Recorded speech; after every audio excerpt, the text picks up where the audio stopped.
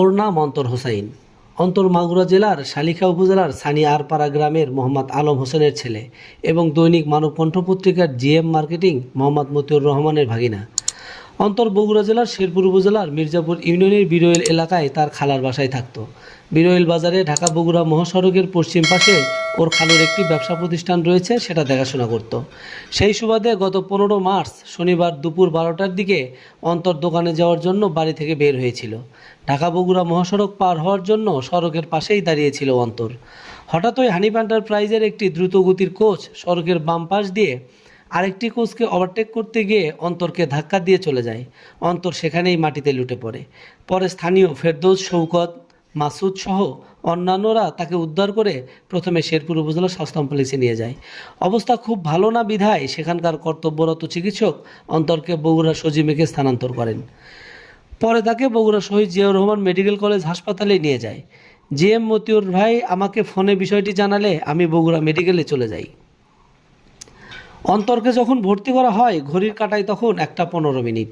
জরুরি বিভাগের কাজ শেষে তাকে চতুর্থ তলা ইউরোলজি বিভাগে পাঠানো হয়। সেখানে কোনো বেড খালি ছিল না বিধায় ফ্লোরে শুইয়ে রাখা হয় অন্তরকে। একজন ওয়ার্ড বয় এসে তাকে অক্সিজেন মাস্ক লাগিয়ে দেয় এবং সাকার দিয়ে নাকের মধ্যে জমে থাকা রক্ত বের করে দেয়। একজন নার্স কিছু ইঞ্জেকশন লিখে দিল, যা বাহির থেকে কিনতে হবে।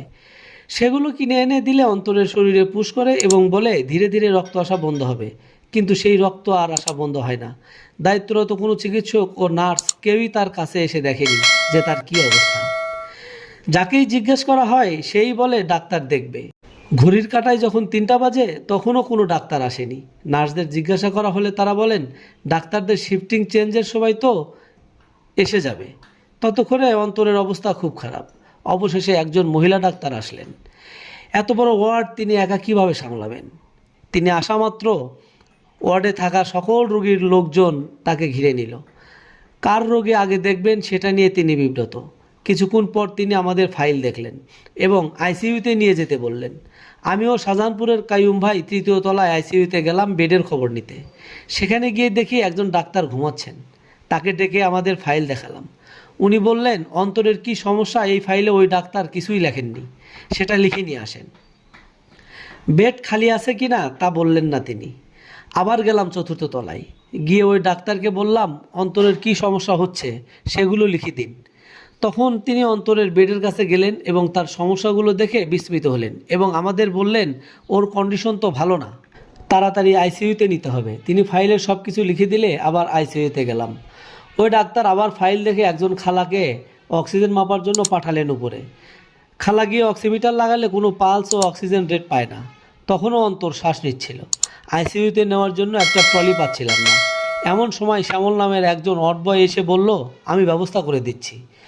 আমার এখন ডিউটি নেই, শুধু আপনাদের জন্য আসলাম, আমার জন্য কিছু ব্যবস্থা করেন। মানে উনি আগে থেকেই আমাদের কর্মকাণ্ড দেখছিলেন। যাই হোক, কিছু না ভেবে তাকে কিছু টাকা দিলাম। সে ট্রলি নিয়ে আসলে অন্তরকে নিয়ে আইসিইউতে গেলাম। যেই আইসিইউতে গিয়েছি তখনই অন্তর শেষ নিঃশ্বাস ত্যাগ করে।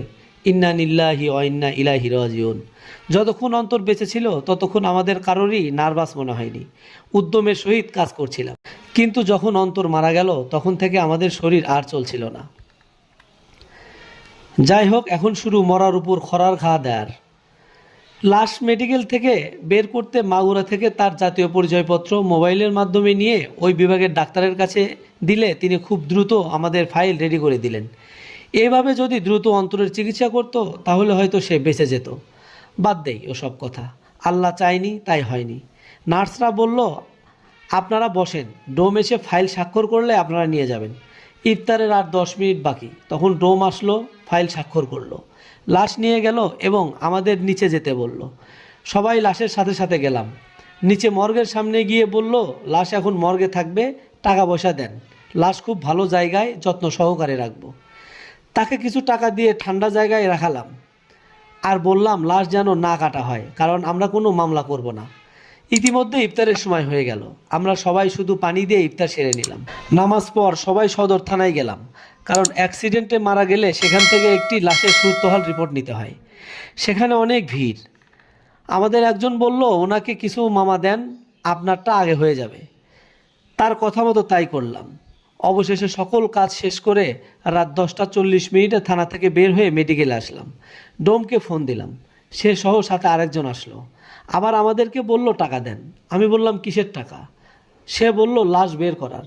আমি বললাম একবার তো দিলাম। সে বলল ভাই এখন অন্যজনের ডিউটি, তাকে দিতে হবে। আমরা সবাই এক প্রকার বিরক্ত হয়ে গেলাম এবং চিল্লাচিল্লি করতে লাগলাম, অথচ তিনি কর্ণপাতই করছেন না।